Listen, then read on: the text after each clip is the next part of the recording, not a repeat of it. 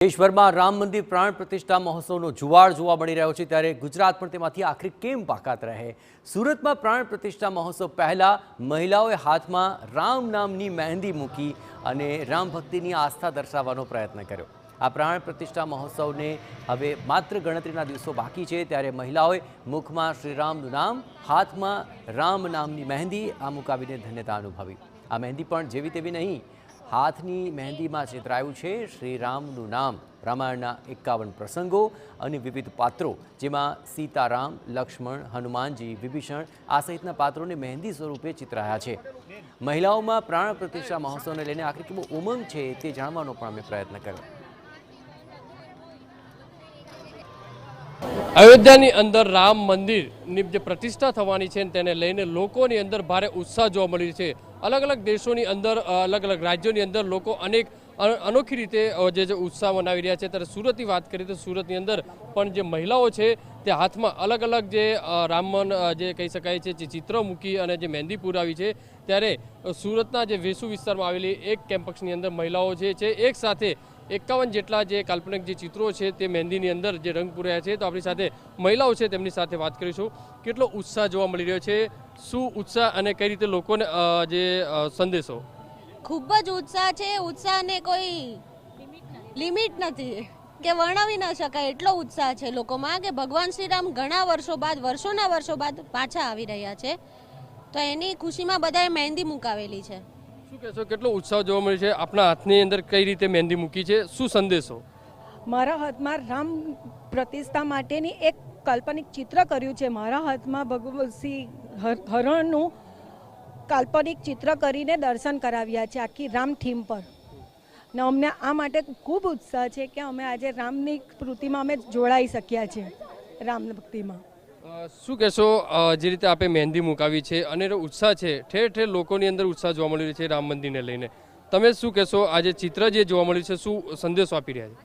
મારા હાથમાં રાવણ સીતા માતાનું જે હરણ કરી રહ્યા છે એ પ્રસંગને ખૂબ જ સારી રીતે વર્ણવવામાં આવ્યો છે ચોપાઈની સાથે। અને રામ ભગવાન માટે આ એક નાનકડું અમારા તરફથી યોગદાન સમજો તો પણ ઘણું સારું છે।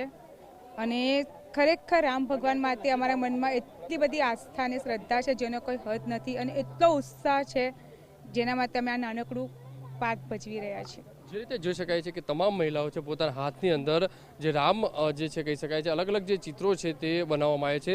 કેટલો ઉત્સાહ જોવા મળી રહ્યો છે મહિલાઓની અંદર? ઘણો જ ઉત્સાહ જોવા મળી રહ્યો છે। અને રામજી ભગવાનના માન સન્માનમાં અમે એટલા માટે હાથ પર નથી મુકાવી અને હાથની ઉપરના ભાગમાં કે જેથી કરીને મહેંદી નીકળી ન જાય અને ધોવાઈ ન જાય એટલા માટે। જે રીતે દ્રશ્યો જોઈ શકાય છે કે તમામ મહિલાઓ છે તે અહીંયા જોવા મળી છે। શું કહેશો, કેટલો ઉત્સાહ છે આજે મહેંદી જે મુકાવી છે, શું સંદેશો આપી રહ્યા છે મહેંદીમાં? મહેંદીમાં મારે રામાયણનો 28મો અધ્યાય છે, જેમાં હનુમાનજી રામ અને લક્ષ્મણજીને લઈને શ્રીલંકા જાય છે, એ અધ્યાય છે। શું કહેશો, કઈ રીતે ઉત્સાહ જોવા મળી રહ્યો છે, કઈ રીતે ખુશી? बहुत ज़्यादा खुशी है सब लोगों में। यहाँ पर आज मेहंदी के प्रोग्राम में सबने अपने अपने हाथों पे रामायण की अलग अलग परिस्थितियों को अपने हाथों पे वर्णन किया है और उनकी चौपाई उसके साथ लिखी है, तो उसके वजह से सबको बहुत हर्ष और उल्लास है और हम सब बहुत खुश है 22 तारीख के प्रोग्राम के लिए। 22 તારીખને લઈને તમામ મહિલાઓની અંદર એક અનેરો ઉત્સાહ જોવા મળી રહ્યો છે। કેટલો ઉત્સાહ જોવા મળી રહ્યો છે? આજે મહેંદી જે છે તે ચિત્રો તરીકે બતાવવામાં આવી છે।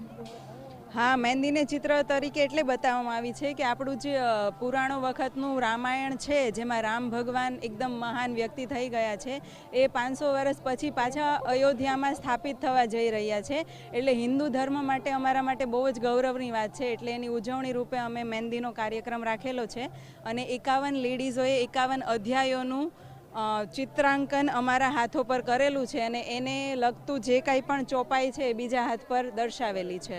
જે રીતે રામાયણની અંદર જે ચોપાઈ છે તેમના અલગ અલગ જે ચિત્રો છે તે અહીંયા મહેંદી ઉપર મહિલાઓ મૂકી છે। એટલે સુરતની વાત કરીએ તો સુરતની અંદર અત્યારથી લોકોની અંદર ઉત્સાહ જોવા મળી રહ્યો છે। 22 તારીખે જે ભવ્ય રામ જે પ્રતિષ્ઠા મહોત્સવ થવા જવા જઈ રહ્યો છે તેને લઈને લોકોમાં ઉત્સાહ જોવા મળી રહ્યો છે। ત્યારે સુરત અનોખી રીતે આને જે છે કહી શકાય દિવાળી જેવા માહોલને ઉજવશે। કેમેરામેન સંજય ચંડેલ સાથે બલદેવ સુતાર, TV9 સુરત।